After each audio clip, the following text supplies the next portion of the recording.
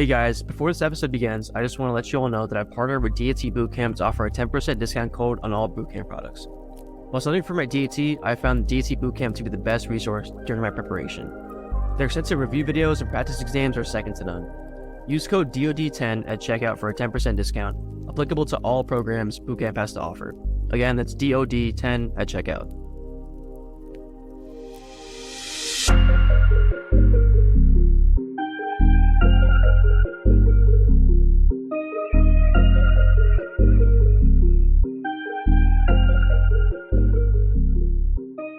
Hey everyone, welcome back to another episode of the Dose of Dental podcast. The focus of this podcast is to share undergraduate and dental school experiences from dental students and dental professionals through valuable discussions.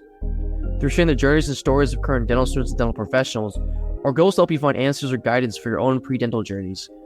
I'm very excited to have a Boston University Henry M. Goldman School of Dental Medicine student, Eli Hilaire, with us today. Eli graduated from the University of Maryland, is now an incoming D3 student at GSDM. What's up, Eli? How you been? Welcome to the podcast. What's going on with your dental school journey so far? Yeah, I'm good. Still finishing up the second year. Our semester doesn't end until July 7th, so technically still a D2 until then. But it's been going good so far. It's nice to hear. So, again, welcome to the podcast. So, why don't you tell us a little bit about yourself, like where you're from, where you grew up, what you like to do for fun? All right. So yeah, my name's Eli. I'm from Baltimore, Maryland. That's where I grew up, like born and raised. Went to University of Maryland College Park for undergrad, like you said. So kind of been in Maryland my whole life until I came to dental school. Yeah, I mean, what I like to do for fun, I like to hang out with friends a lot, work out a lot, and work on my YouTube channel, honestly. Yeah, I mean, so I actually found Eli from YouTube. So I mean, I just applied to dental schools like last week, and I watched a video of yours, and it was like what to do after you submit your ATS application. Is that super popular one? I love that one. I mean, like it's just you're just talking about like just don't worry about it. Just kind of do anything you can besides look at your status update about like. And applying is a stressful process to say the least, and like. If anybody knows, I do, like, as someone that didn't hear back on the first day, I feel like you kind of, when you don't hear back on the first day, you're kind of like, all right, well, I don't know if I'm going to get in. Even though it's just the first day, like, you start having that feeling of doubt already, especially if you had interviews before that. Right. And, yeah, I know how it gets, like, up until that day, I was basically pretty sure I was going to get in. So I was just like, oh, I don't know what's going on yet. And things worked out, but when you're applying, you don't really know that, and you don't know if things are going to work out. So it's very stressful to say the least. I know I submitted my stuff. My parents were just like, all right, so you're done. I'm like, no, like not even close. Still got to wait for like another 2 months, maybe 3 months, 4 months, however long it's going to take. So, I mean, but we'll get into all that stuff. So like everyone needs some kind of feel for the journey, right? So like we want to ask you, why'd you end up deciding to pursue dentistry? What kind of inspired you, and when did you kind of get inspired to start going on this path? Yeah, so I've always been like an avid sports player growing up and stuff. So when it came time for me to apply to college, I didn't really know what I wanted to do, but like since I was going to be done with sports, I was like, all right, maybe like a team physician or something, like kind of what I was always set on. And like, I was like, okay, I got to major in biology and go to med school, and got to match in the orthopedic surgery and all that good stuff. So I started like taking the steps towards that, shadowing, volunteering at a physical therapy, inpatient hospital type of thing. Right. And after a while, I just sat back. Well, during my time as like a pre-med student, I didn't really feel that like passionate about it. Like I was like, oh, being a team physician would be cool because I like sports and I'm pretty good at science. So this is kind of just the way I'm naturally supposed to go. But I definitely never had that true passion for medicine. And I feel like that reflected in my grades and stuff because I just really wasn't that into it. So when I graduated college, I was still pre-med, But I started working at NIH, doing like a full-time research position. And when I started getting a little money in my pocket, the first thing I decided was that I wanted to go back and get braces again for the second time. And I would just pay for it myself this time. So I went back and got braces, and the orthodontist I went to was a Black woman. That's actually like the first Black healthcare provider I had in my life. Um, and I just like naturally like took an interest towards like my braces journey and stuff. Like it just kind of naturally happened, and it helped like also seeing someone that looked like me in the field. Like it just became a much more attainable dream. And yeah, I decided to switch from pre-med to pre-dent. I went and shadowed. My cousin is actually a dentist, and she owns a practice down in Georgia. So I asked her if I could come shadow. And I think like one of the really beneficial things about my shadowing experience is that I got to see the dentistry side as well as the business owner side, as well as like her entire life since I was staying at her house and stuff. Like I got to see what life was like outside of working. And I think like all that stuff kind of definitely solidified my decision to switch, like seeing the work-life balance, seeing like the kind of autonomy you get being a practice owner and stuff like that. And then like just a whole bunch of other things. But it just made the most sense to me at that time. And like, I'm 100% happy with the decision that I made for sure. Did you take gap year? Like, how many did you take? Multiple gap years? Or did you just kind of take one and then go for it? So I graduated college in 2017, in December of 2017. Right. I didn't start dental school until 2021. So I was working at NIH for a year and a half. And then I did a post-bac program for a year. And then another gap year for like the application cycle. Gotcha. I mean, we have an whole episode on gap years, but what is your like advice to people like not necessarily like want to take a gap year, but like they're afraid that it might like hurt your application, or like it might be like a waste of time or something like that. I feel like I'm not the more I listen to people, the more I listen to people, it feels like it just benefits you. I feel like that's what I was gonna say. At this point, a gap year should be almost necessary, I think. Yeah. I think like one, without taking that time off, you're going to experience burnout a lot quicker. And I just don't think, honestly, like me personally, I'm glad I took a gap year because at 22 years old, when I graduated college, I wasn't like mentally mature enough to handle school. And I feel like a lot of 22-year-olds aren't. Like it's way different than college. And it's honestly, in my opinion, not necessarily that much harder. It's a matter of how you react to adversity, how well you manage your time. A lot of that stuff plays into how hard you think dental school is. And I think that me starting dental school when I did, I wasn't even like a lot older, but I started at 25, and like I just feel like I was a lot more ready for it at that point than I would have been at 22. And I saw it firsthand. Majority of the people that end up dropping out, taking a leave of absence, repeating a year, are the ones that come straight from undergrad. It's just a lot to handle for them, and I don't blame them. Like I 100% would not have been able to do it, and I think that a lot of people benefit from taking a gap year. Right. There's life aspects about it too. Some people, like, they genuinely are missing out on life. They don't know what it's like. They see all their friends graduating, starting real jobs, making real money, and like in the short term, that looks really good. But like for me, as someone that has been there and experienced that already, I know I'm not missing anything, you know? So it's a whole different perspective as far as life comes as well. And all of that stuff plays into your dental school experience. Right. I mean, I have a bunch of friends who are in business and consulting and stuff like that. So they're already like, well, I'm a junior now. So, they're all getting jobs, internships, like stuff that I can see them just doing right after they graduate. And like, yeah, sometimes I'm like, damn, it's going to take like another 6 years, 7 years. But like, I work in an office too. Sometimes patients will like ask me like, so like, are you like a student or something? I'm like, yeah. And they would ask like, so when are you going to start, like, when are you going to be a dentist? I'm like, 6, 7 years, 8 years. I don't know.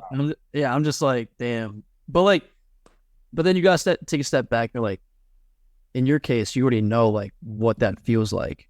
Like you know what it feels like to work and like kind of have some free time after you graduate. It's probably really beneficial. So can you talk a little bit about how you got that NIH? Was it internship or just like a job? It's like I want to say a fellowship, I think it was called. But it was like basically it's a 1-year fellowship. Some labs do like 2 years just because they're lazy and don't like the turnover of a new person coming every year.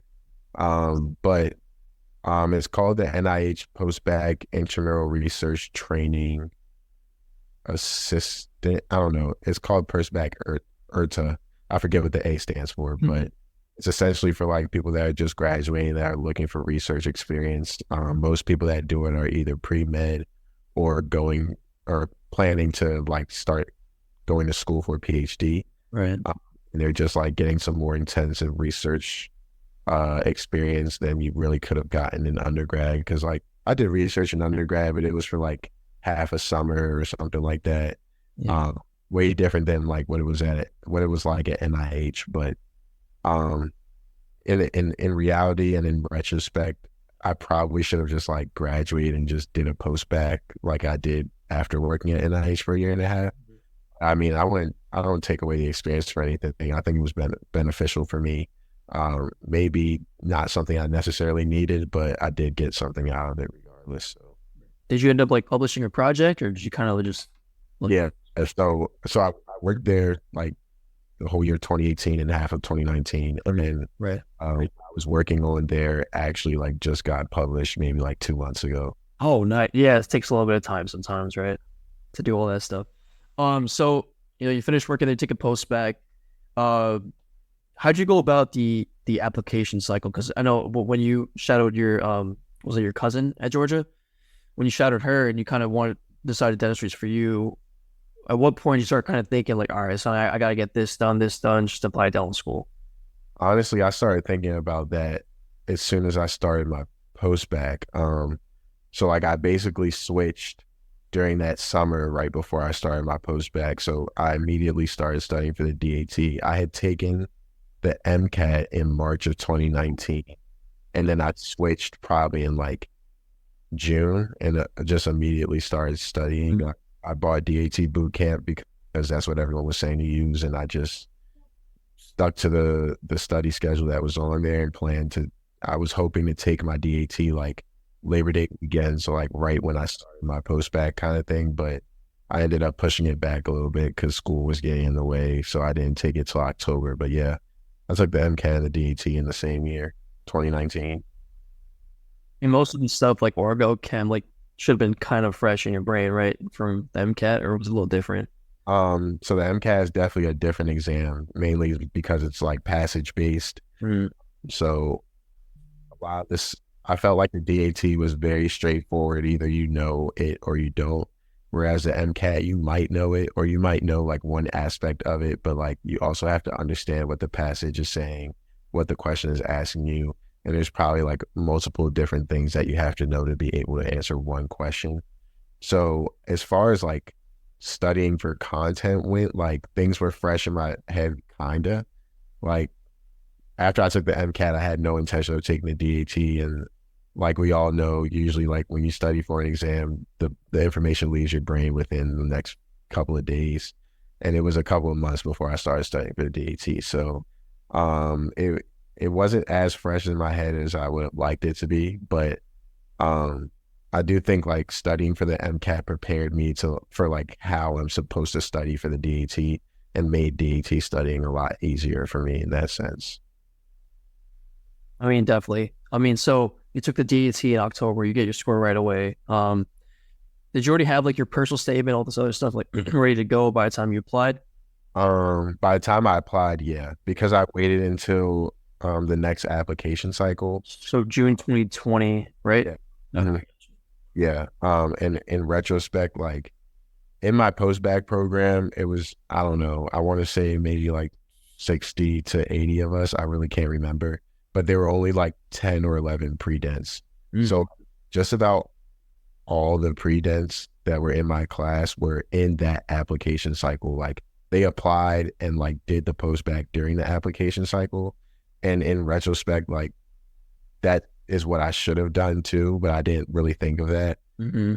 Like even after I took my DAT in October and I was telling my friends like when they were like, you should just apply right now. And I was like, it's already October, like it's kind of late. They were like, nah, you should apply right now. And I honestly probably should have. Like October is not too late to apply, to be quite honest. I know people that have applied in like November and gotten in, so but you know, it is what it is. I felt like I had better chances if I waited, and so I waited and COVID came, so just everything please. I know COVID happened. So then how did you know, where'd you like kind of think about where to apply at? So you lived in Maryland, right? Or in Baltimore. So where'd you kind of think about in terms of dental school? Like where would you apply out? You know, what gave you the best chance? Yeah, so I knew that I wanted to leave Maryland for once. Like I used to always say, like if I was mature enough applying to undergrad, I would have left the state for undergrad. Right. But like I was 17 when I graduated high school. Like I wasn't ready for that. Now I was ready. So I knew I wanted to leave, but it would have been dumb for me to not apply to Maryland because of the price. So honestly, I looked at the list of my post-bac program had like a list of success, like alumni success stories and like where they went. So I looked at that list of all the dental schools and I really just picked anyone that like I'd met the cutoff for or heard of before or was like somewhere that I would want to live. So basically the only ones I didn't choose on there were like the ones that were on the West Coast and the ones that were like in like Wisconsin or Nebraska and stuff, like places I've never been or never thought about living. Yeah. And I mean, that same thing went for Boston as well. I only applied to BU because it was on the list and like one of my childhood friends was already going to go to BU because she had applied that year, but didn't get in and did the master's program here. So like she basically knew she was going to be in my class if I applied and got in. So she was like, you should apply here. And I did. I mean, it works out. So I mean, when you applied, so that was like, what you said, June 2020? Then you'd start, but when was like, after that, what happened? So like, what was your... Yeah, so I got my first interview, which was BU. Like, I think my interview was the first week of September. Like I got invited for an interview really early, but I hadn't heard from any other schools until after like that December when the first round of acceptances go out. Right. I didn't hear back from BU when that first round of acceptances went out. So that's when I was like starting to panic a little bit because I thought BU was a lock for sure. Like I thought I was getting that email at 12:01 because the way my interview went. But you know, I found out at a later time that BU only really accepts like 10 or 15 people on the first day. So most people that thought they were going to BU like me were in the same boat. Right. But yeah, after that, I was kind of like, okay, well, the one school I interviewed at, I didn't hear back from. So what's next? And I pretty much for the whole month of January, I was starting to think of what my other options were. I knew that like my post-bac program had an option to like finish the master's, and I decided that would be my backup plan if I did get into dental school, Right. because I didn't want to waste the money. And so like, you know, the whole month of January, I'm like, okay, how am I gonna set that up? Because that's the next step, because I'm not getting in this cycle. And then like maybe January 25th or so, it's a crazy story, but I actually like woke up that morning and I submitted a prayer request on like my church's website. And then later that day, like when I was at work, I think I came back from lunch and I looked at my email and I had another interview invite. So I'm like, okay, cool. Like all hope isn't lost. Like I have another interview invite. Literally as soon as I respond to that email and schedule the interview, BU calls me and they're like, you should be getting your acceptance within the next couple of days. So while I wanted to be excited, I was like, I mean, I was supposed to get accepted like a month ago. So I'm like, I hear you, but I'm gonna go on this interview just in case because, you know, but yeah, you know, ended up working out. I got into BU. I still went on the other interview, but I didn't really enjoy it. So after that, I got more interview invites, but I ended up denying all of them just because the second interview just felt like such a waste of time. And then after that, I put my deposit for BU. So all the other schools, I just was like, no thanks. But I was getting interviews all the way up until April. I think my latest interview invite was in April. So they like, when people say like the cycle keeps going, and like, they don't say no to you, then there's still a chance. That's facts. Like, that's very much facts. I mean, because I guess at that point, like, people are like accepting other offers, you know, so that, like, spots might open up, you know, so they want to interview, like, you're probably like next to the line or something. They don't tell you that probably, but yeah. But I mean, like, honestly, I have a friend that's now a D4 at Maryland, and when he was applying, he interviewed at Maryland in like February and just never back. He ended up committing to Howard. He moved to DC and everything, and literally like a day before orientation at Howard, Maryland calls him like, we have a spot for you. And then, like I said, he's a D4 at Maryland now. He just left?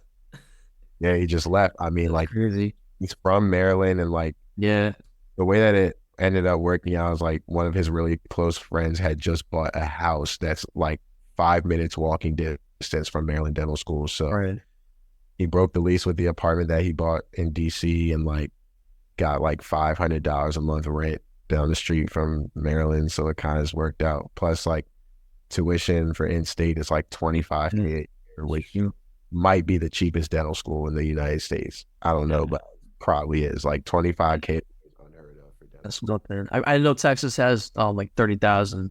Yeah, but none of us can get into Texas schools unless. No, the out of state's like 2. But I applied there, so if y'all hear me, come on.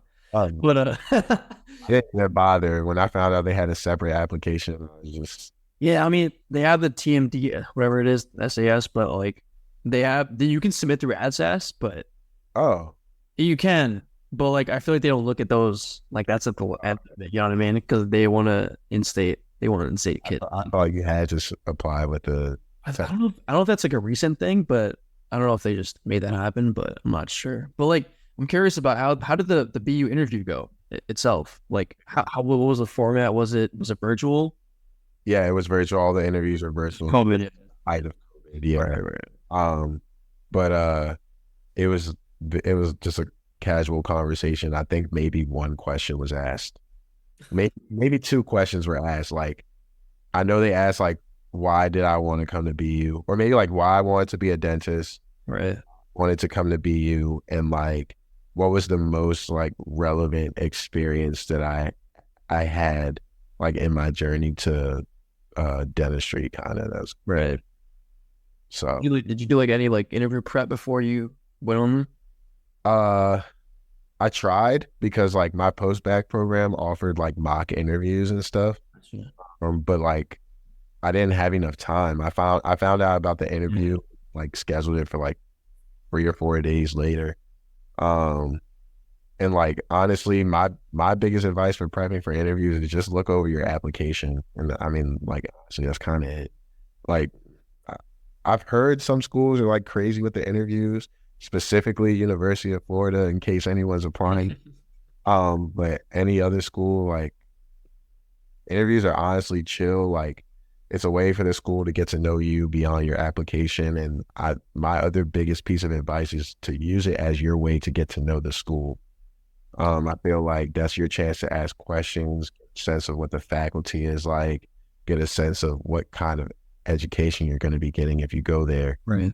It's important to ask those kind of questions during your interview, because if you're faced with the lucky enough problem to have multiple dental school acceptances to choose from, you're going to want to think about how your interview went, what kind of vibe you got from the faculty, what kind of vibe you got from the school. Do you think you're going to get like, you know, your money's worth in education, all that kind of stuff. Definitely use your interview as your chance to feel out the school and kind of interview the school too. It kind of goes both ways. Mhm. I think some schools, I don't know if they do this, but like they have like closed application interviews. I don't know if that's for med schools mainly, or I don't know if dental schools do that, but they don't even look at your application. They just talk to I've you. heard that for some dental schools. I Yeah. don't know specifically which ones, but I know like most of them are going to be open. Yeah. So So I mean, just look over your application, just kind of know. they're So probably not going to ask you about grades or anything. I don't like. They're not. They can see your transcript. Like don't know. they're just going to ask you about like the experiences that you put on your AdSats and stuff like. Just get a feel of who you are and like the stuff you wrote. Did the school have like a presentation during the interview, like of what their school is and stuff, or was it just kind of? Well, so my interview cycle was a little different. The way that they did it, which I want to say like all of these different sessions were just like combined into one interview day back when they were in-person interviews, but we had like one interview and then they had a separate session with like the dean of student affairs, and this was like probably a month or 2 months after my interview, so this was maybe in like October, still before you can get in, but separate. And they would do like a virtual tour of the school. You get to like have a quick conversation with like the dean of student affairs and stuff, and like the dean of admissions, and it was just kind of like a open house type of thing, but virtually. Right. But it's specifically for people that have already interviewed. And my school still does that now, but they do that in person. So like they'll have the virtual interview and they'll give you the option to come in person for like that open house. And then I remember there being another session that we had, but I don't remember what it was, but there were definitely like 2 supplemental sessions after the actual interview. Gotcha. It's interesting. I mean, yeah, I don't know.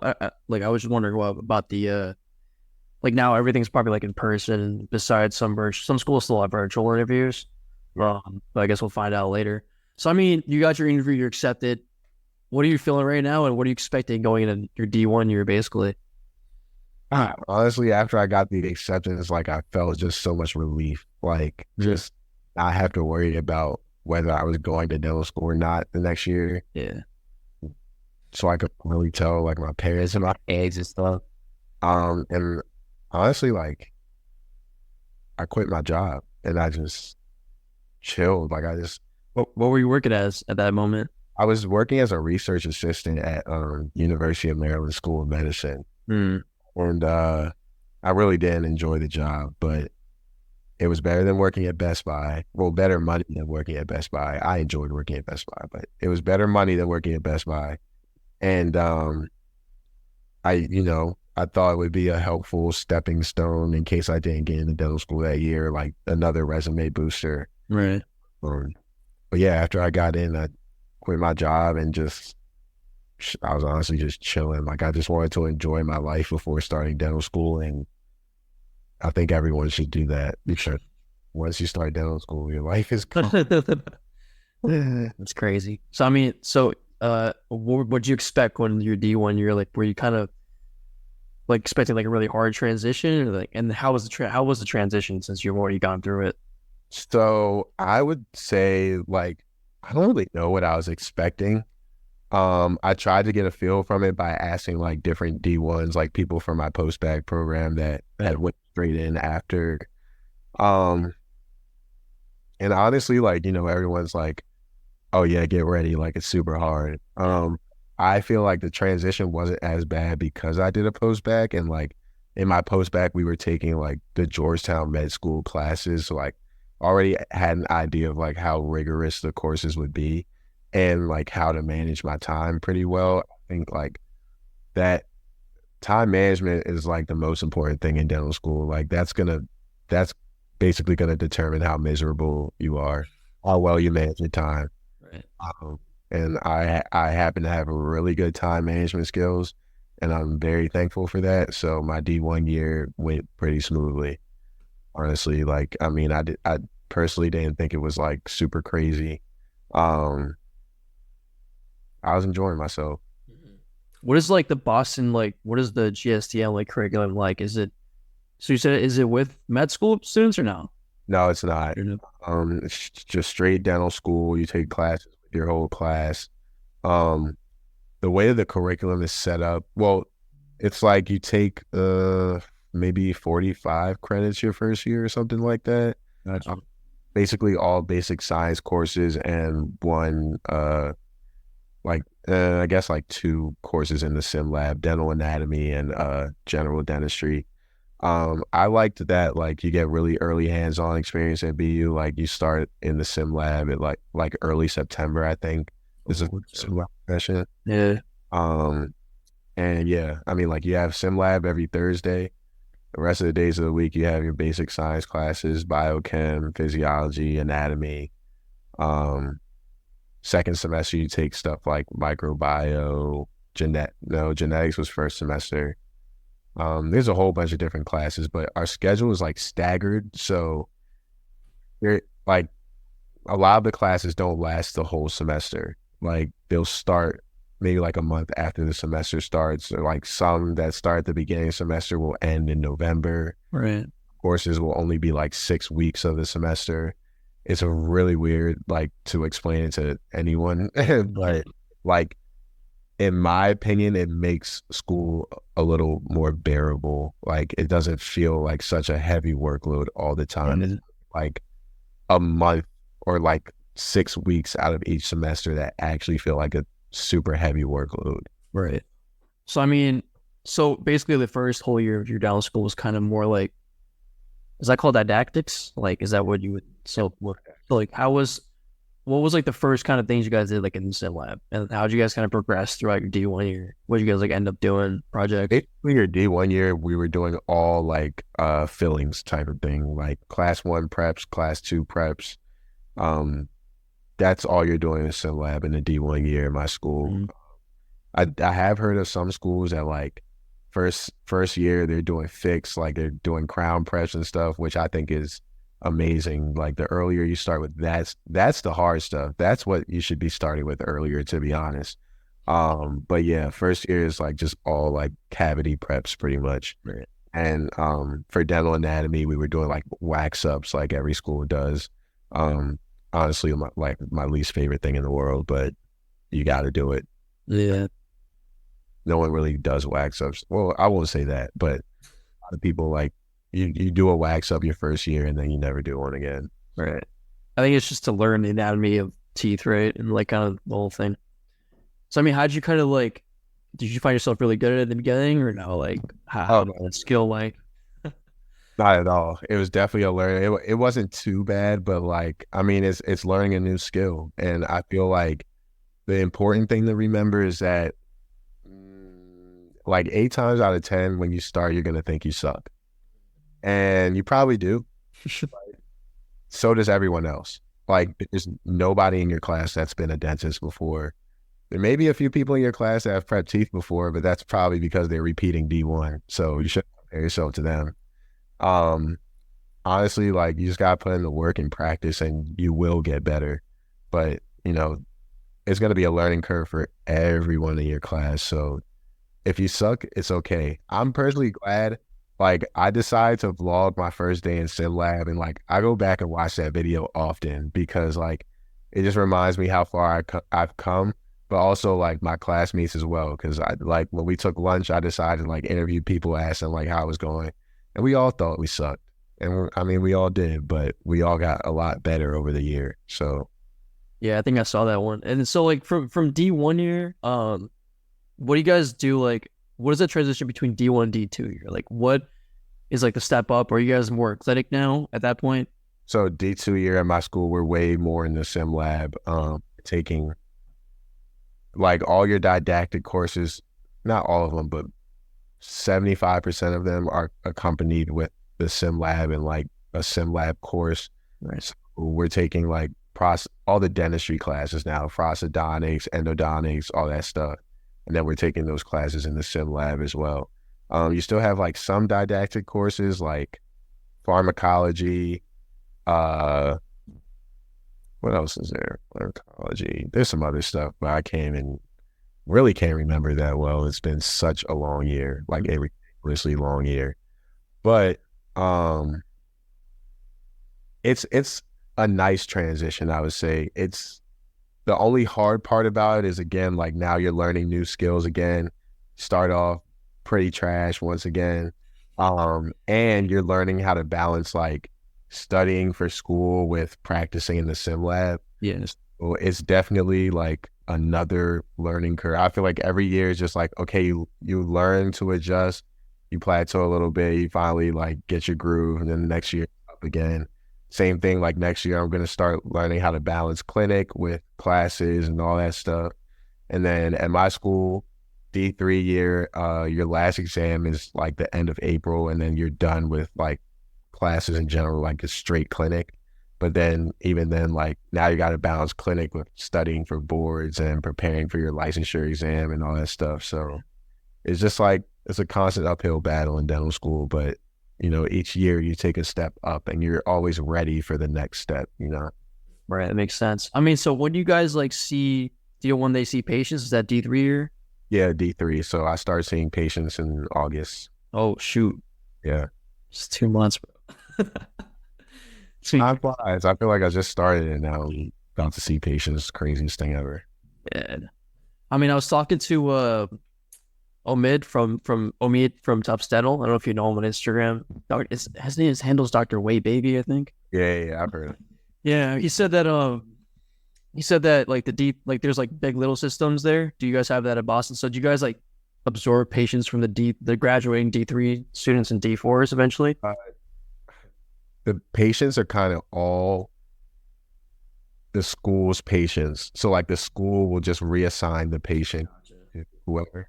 And then like you do have the freedom of, you know, bringing your friends, like getting them registered so they can come see you specifically. But the school kind of has like a database and they assign the patients as is. So we don't have like the big little thing where like people hand you their patient specifically. Oh, I gotcha. Everyone's kind of registered with the school. That way patients are like kind of moved around depending on what requirements you might need done. So if someone has a patient that needs 10 crowns and they've already done 7, they'll probably reassign that patient to someone that needs right in order to graduate. So yeah, but for the most part you do keep your same patients, but in that event where someone needs to be shifted around, yeah, the way my school does it. I mean, that's cool because you don't have to like compete for like your requirements. That would suck. That would suck. And it does suck, and that's the reality for a lot of schools. And that's honestly a flaw of the dental school system in itself. But, you know, we pay them so we can make them money and work for free just for love. I mean, to learn how to do stuff. I guess it's like a weird, it's like a really interesting aspect of like the dental school system. I think it's pretty interesting. Yeah. I mean, so like, what are you looking forward to in D3? Or looking forward to getting patients, getting onto patients? I'm most looking forward to being done with classes. right now, yeah. I am pretty excited to start seeing patients. I was just telling someone yesterday, I think like my main thing is, while I'm excited to start seeing patients, I am not excited to do like hygienist work and lab work. Like I'm excited like the dentist work, but like doing like prophies and probing and stuff and like doing all the lab work, I'm not looking too forward to that, but it's gonna happen either way. I mean, so how does it work? So like, do you have to do all of the like if you're doing a crown prep or something on a patient eventually, do you have to do lab work for that, or do you guys have a lab in school that kind of helps you out and stuff? We have a lab at school, but we kind of have to do the lab work, and then like if anything, like we can send the stuff out to get like the crown sent back to us. We can also do milling at school. We have all the stuff at school, but honestly, I still haven't had clinic orientation. That's like in a few weeks, so I still don't know all the information regarding that. Yeah. So I mean, you still have clinic orientation in a couple weeks, but what are some like things you like about? Because I applied to BU. I got some family up there. I really want to kind of go to a school in Boston if possible, if I have the option. So like, what are some kind of things that you love about, you know, GSDM that you tell like a pre-dental student applying? Like what are some things that you kind of found out and loved about the school? Um, One, the community for sure. Like, the students at my school, I think people are very helpful and welcoming. Um, Especially like, I mean, your class will kind of depend. Sometimes it can be that way, sometimes it can't. My class, personally, I love my class. Like everybody in my class, they're all like amazing people. And like probably everyone in my class would say that about my class as well. So that's number one. Number two is definitely like the emphasis that they put on digital dentistry. Mm-hmm. Given that that's the way dentistry is going, that's the future. I like that my school like really emphasizes the use of like optical impressions and CAD cam and like in-house milling of crowns and stuff like that. Because like if you're gonna be a general dentist in 2025, that's gonna be the norm. And so I like that they're not doing things the old school way. And although the tuition costs an arm and a leg, it's going towards something for sure. Yeah, I mean, it's like what, 85? I think that's what it is right now. But now it's not. 91? Yeah, it was 85 when I started. Oh, Second year went up to 87. Third year is going to be 91. the stats are kind of off now, I guess. Yeah. And so like, what is your day in life kind of like from like an 8 to 5, or do you have like days off? Like, how does the class schedule kind of? So yeah, that's what I was saying. Like, it's hard to explain to someone because the class schedule literally changes week by week.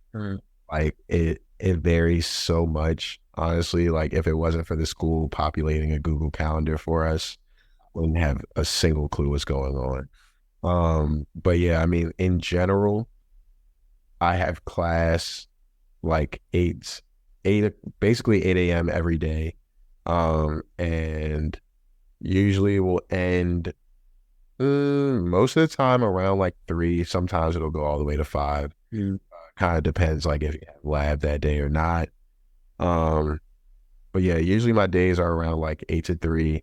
Sometimes I like to kind of do what I want. Like some of our classes take attendance.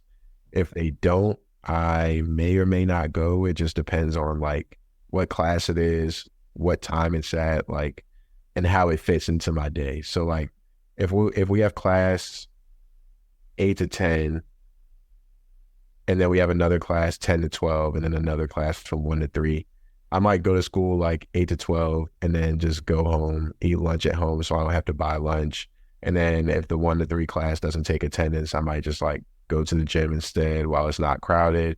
And then I'll come home and then class will be over and I'll just watch the recording on 2x speed, save my time a little bit. And it's just works a lot better for me. So it differs every day, but I find a way to fit everything that I need to into the day, no matter what.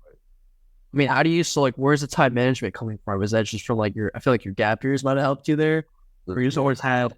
Probably the gap years helped me. Also, like, I'm literally sitting here playing with it right now, but I use like my planner, I take it everywhere. Like, I literally write everything down that I need to do. Everything goes into the calendar, like, or even like the day-to-day list. Like, I'll write whatever I need. I'll cross it out when I'm done.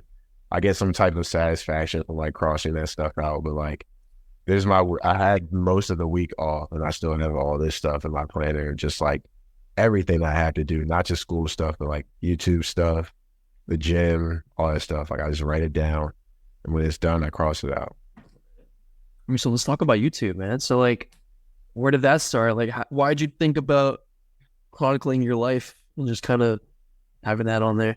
Yeah. So, when I was in undergrad and I was pre-med, like I said, I was, I feel like it's very easy to lose passion and kind of like lose sight of the end goal. So I honestly went on YouTube and I think I typed in like day in the life of a doctor or something. And I was honestly, I think I was looking for like the lavish stuff, not necessarily the work stuff, or like, something to motivate me. But I ended up finding this doctor, Dr. Antonio Webb, and he's an orthopedic spine surgeon now. But when I found him, he was still like in his maybe fourth or fifth year of orthopedic residency. So I was like, okay, like I found someone that looks like me that's in the specialty that I want to be in. Right. And I also think like during his residency, like occasionally he would work as like on the team of physicians for the San Antonio Spurs. So I was like, okay, he's also doing like the team physician thing, which is what I want to do. So I just started watching his channel like all the time. Like whenever I needed some motivation or whatever, I was watching that. And then when I switched to dentistry, I found the Future DDS channel. Right. And it was like, I felt like their channel was like more so like application tips and DAT tips and kind of like how to get into dental school, which I definitely needed at the time. But I was also like, man, like I wish there was like a Dr. Webb that like I could just see their day-to-day life in dental school or residency or working as a dentist. And I just didn't find anyone like that. So I was like, I'm just going to do it myself, I guess. And yeah, I mean, I kind of always like enjoyed like using a camera, like editing videos. I never really learned like how to do it. I just kind of picked one up and went. But you know, I just decided to do it, and honestly, I don't know. I don't know. It's just kind of like a regular part of my life now. I don't even really think about it that much, but yeah, I just kept doing it. I mean, that's dope. I think that like people that, you know, pre-dents that really need some guidance, like want to know what life is like in dental school, there's nobody else better to learn from people who are going to dental school. And like, not only are you like kind of developing, not only are you like journaling your own life, but you're kind of like getting better at like talking to like an audience, just kind of reminding yourself what you're doing every single day. I feel like that's like a big thing that you're getting from YouTube. I don't know if that's. I'm interested to hear what you say, because honestly, like it's very that I talk to someone that like found me on YouTube or like that watches my YouTube that doesn't know me in like real life. Mm-hmm. So like, you know, of course my friends will tell me like, yo, your videos are dope, blah, blah, blah. And then like, of course people will like randomly send like an Instagram DM or something and just be like, I watched your video on this. And like, I thought it was cool or whatever. Like me personally, I'm just like, I don't know if I really know like what people are looking for when they come to my channel. Like when I started my channel, it was kind of just like I'm going to do like this, like how to get into dental school with a low GPA thing. And then I'm like, okay, so I see the theme around my channel is like, you know, the hope or like, you know, getting into dental school when you think you might not or something. But like, as far as like the vlogs go, like I guess I don't really know what people get out of it. I don't know. People like vlogs in general, but like specifically pre-dents, like I don't know if they just like want to see what it's like at school or I don't know, want some random entertainment. I don't really know. I mean, like, I guess it just depends like what stage everyone's at. So like, you know, me, I just applied. I think I watched you a couple of times before I said my DAT. I watched that DAT video you put. I watched like twice actually because I was just like, I don't think I did you. So it's honestly like when you mentioned the video, it was like I have to think. Because it's probably a while ago. It must have been like 2 years ago, a year ago. Yeah, like with the fish tank in the back. Yeah, that's what it was. Yeah, fish tank. Yeah, I remember that. But I mean, yeah, at that point I was taking my DAT, like about to take it, so I was watching hella just like DAT, just kind of make myself feel better about taking the test. It's kind of what pre-dents go to YouTube for. You can pretty much go to YouTube just like find some like parallels. So like if you do a day in life video, it's kind of like we're there. You know what I mean? Yeah. Like taking us and we want to see like what every school is like. So we're trying to find as many different dental students that are doing YouTube as possible at different dental schools. So that's kind of what I'm getting from it. But like, how do you like Boston? Because I mean, you never lived there before. How do you love the city? I actually I've never stepped foot in Boston until after I was coming here for school. I enjoy things about it. I definitely enjoy the change of scenery. I enjoy living in the city, like somewhere that I feel like I literally don't need a car. Like I sold my car. Somewhere I can just like get up and walk around places, take public transportation, like living in a new city and like just seeing new things. Like I felt like that was a very valuable experience that I got from moving for dental school. I personally think like it's not as fun as like home was, like especially being as close to DC. Mhm. But I'm not here for fun, so that's all the better for me. The less distractions, the better. Yeah. Um, but I do like that it's not too far from home. The flight is less than an hour. When I used to have my car, like the drive was like 6.5 hours. But I would take that drive by myself, and like it's fine. Um, but overall, like I definitely enjoy being here. I definitely don't plan on being here longer than I have to, though. And the worst part is definitely the weather. And when I say that, I don't mean like the snow. I think I expected more snow, but I think the worst part is like the weather. It just stays cold for so long. Like it's June and some days the high is in the 60s, and I'm like where's summer? I can do the winters where it's 10 degrees outside, like it's not that, but it's just winter doesn't have to be October to May. That's the Yeah. I just feel like this year though, it's been kind of crappy. Like the weather, it's still kind of chilly here. It's been like 70s. Yeah. I don't know. Maybe it's like a worldwide thing. But last thing I want to cover, you play sports, right? You said you play sports. Yeah. Did you play in high school? Yeah, I played basketball all 4 years of high school. I played lacrosse for a year.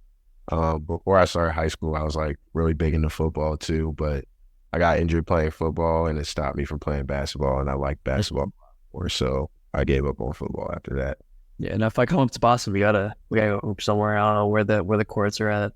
But I played all 4 years in high school too, and I still play now. So Yeah, I still play now. Like I played all in college. Like a lot of my high school teammates I went to college with, so like we started an intramural team there, won intramurals 3 years in a row. nice. I came here and like one of he just graduated, but he's 2 classes ahead of me. So like my D1 year and this year, like he had already had like the intramural team going here.